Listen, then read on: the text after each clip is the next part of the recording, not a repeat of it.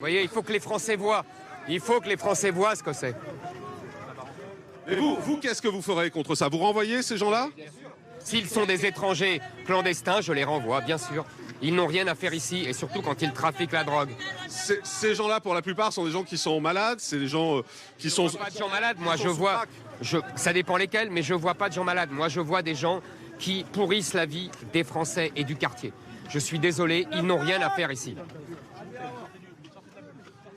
Alors, voilà, Regardez, on arrive à avancer. C'est fou. Voilà. Mais Regardez ce que c'est. C'est vrai qu'on avait eu, nous, l'occasion de croiser des gens déjà ici, qui sont des gens qui sont malheureux, qui demandent à sortir de cet espace. Malheureux. Mais d'abord, les gens malheureux, ce sont les riverains. Mais vous savez, toute la planète demande de l'aide. Il y a des milliards de gens qui sont pauvres. On est bord de la Villette, on est en France. On est en France et il faut privilégier le peuple français. Vous savez, Jean-Marc Morandini, c'est bien d'avoir de la peine pour les gens, d'avoir de la compassion. On est tous pareils, on est des êtres humains, vous avez tout à fait raison. Mais à partir d'un certain moment, le rôle d'un responsable politique et d'un président de la République, c'est de protéger son peuple, le peuple français. C'est son rôle, c'est son devoir. Et j'estime que ici, le président de la République ne le fait pas. Il s'en moque, il n'en a que faire. Et toute la classe politique n'en a que faire. Voilà. On va essayer d'avancer un petit peu. On a Samy qui est avec nous. Attendez, il est là, voilà. Venez Samy. Bonjour, vous faites partie d'une association de riverains, c'est ça? Oui, une association de riverains. Bon. Bonjour tout d'abord, monsieur Zemmour, enchanté et bienvenue en tout cas dans ce quartier parce que vous avez fait le nécessaire pour pouvoir vraiment être d'affront face à cette situation-là. Vous avez été le premier candidat et ça, on vous remerciera jamais. Ne vous inquiétez pas. Voilà. Vous avez Il y a que moi qui est intéressé par cette situation et qui est inquiet pour ce que vous vivez. Vous vivez, voilà. Vous avez été vraiment honnête, vous avez été très sympa et vous avez été le premier candidat à venir. On vous remercie. Ah, attention. Mes lunettes. Mais ça va pas, ou Ça balance, monsieur, ça balance. Ah, c'est bon. Je pense que c'est bon. Attention. C'est une bouteille d'eau a priori. Ça va? Ouais, ça va. Ouais. Vous voulez qu'on sorte? On peut sortir. Non, on reste. Voilà, vous voyez, voilà, c'est tout. C'est ça à Paris aujourd'hui, c'est ça la France aujourd'hui. Voilà. Alors, on va retrouver... Attention. Vous voyez, monsieur? Voilà, c'est ça que... Voilà, monsieur Darmanin devrait venir ici.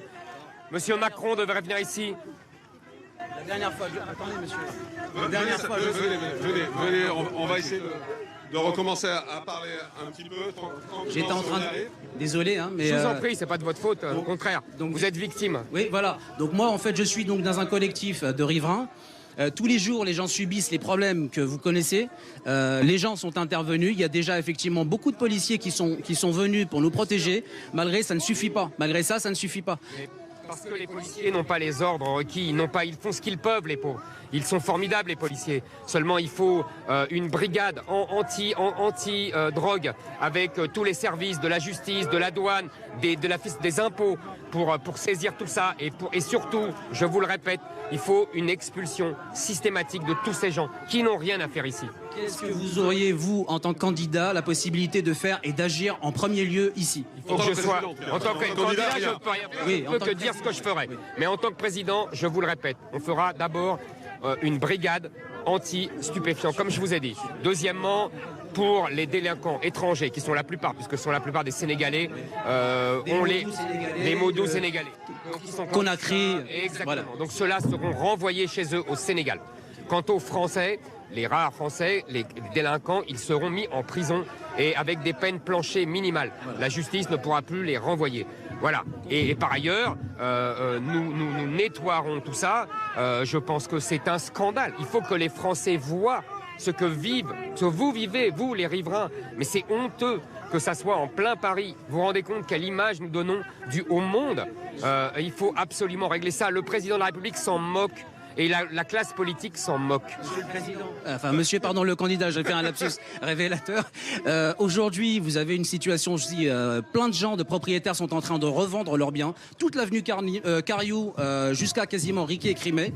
Qu'est-ce que vous pourriez proposer? Parce qu'il y a des propriétaires qui se font squatter leurs biens. Qu'est-ce que vous... Attendez, juste un instant, on nous demande d'avancer parce qu'il y a un peu d'agitation sur le côté, donc la sécurité nous demande d'avancer. Pour le squat, vous savez, il y a une loi qui a été votée, qui est très bien, puisqu'elle demande au préfet d'agir.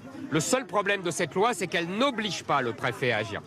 Donc moi, j'améliorerai cette loi en disant le préfet doit agir dans les 72 heures pour virer les squatteurs. Et vous vous rendez compte qu'aujourd'hui, si quelqu'un se défend, essaye de chasser le squatteur de son appartement, il a 3 ans de prison. C'est extraordinaire, c'est le monde à l'envers.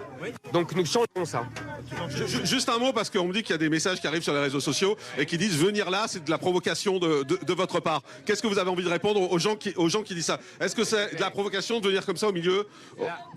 La provocation, c'est de tolérer cela.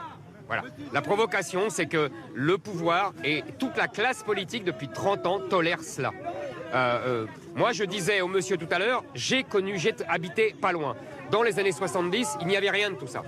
Donc c'est possible qu'il n'y ait rien. Donc c'est une situation qui est scandaleuse et qu'on peut traiter. On peut traiter, je le répète, en nettoyant tout cela, en renvoyant ces gens qui n'ont rien à faire en France.